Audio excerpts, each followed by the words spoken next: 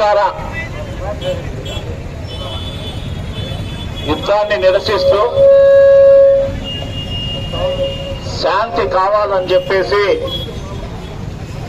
యుద్ధ వ్యతిరేక వేదిక ఆధ్వర్యంలో శాంతికి వచ్చినటువంటి అందరికీ కూడా భారత కమ్యూనిస్టు పార్టీ తరఫున అభినందనలు కృతజ్ఞతలు తెలియజేస్తా ఉన్నాను. ఈ యుద్ధం యొక్క పర్యవసానాలను మనం చూస్తా ఉన్నాం. యుద్ధానికి భారతదేశానికి సంబంధం లేదు.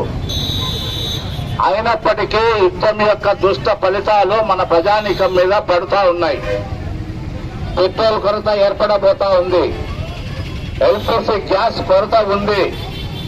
రేపు రైతులకు అవసరం వచ్చేటువంటి యూరియా కొరత కూడా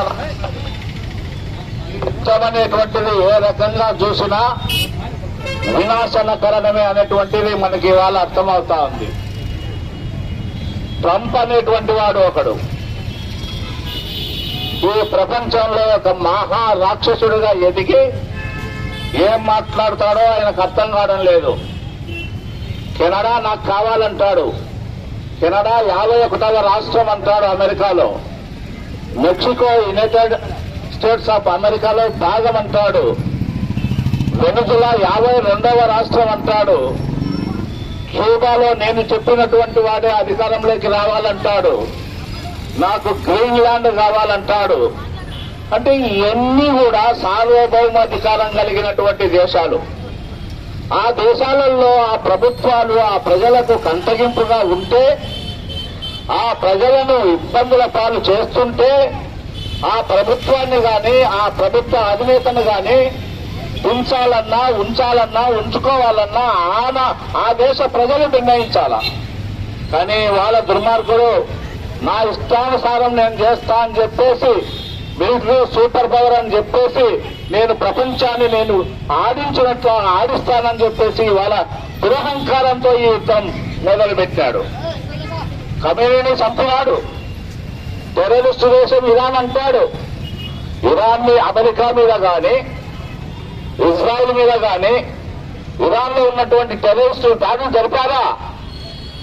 కానీ వారికి కావాల్సినటువంటి ప్రయోజనాలు రక్షించుకోవడం కోసం, పడిపోతున్నటువంటి డాలర్ను పెంచుకోవడం కోసం, చమురు మీద ఆధిపత్యం కోసం ఇవాళ ఈ యుద్ధం మొదలుపెట్టినాడు. యుద్ధం మొదలుపెట్టి ఇవాళ ఏమంటున్నాడు?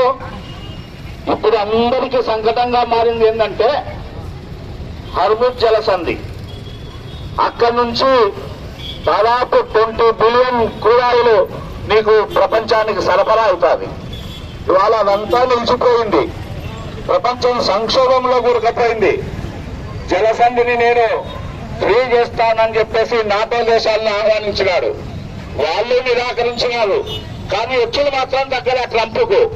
యుద్ధం అయిపోయింది, గెలిచేసినాం, మిసైల్ని ధ్వంసం చేసినాం, నేవీని ధ్వంసం చేసినాం, ఇక యుద్ధం చేయడానికి ఏం లేదు, మాట్లాడడానికి కూడా ఎవరు లేరు, అయిపోయిందంటారు. ఈ పొద్దు 2వ నెల స్టార్ట్ అయింది.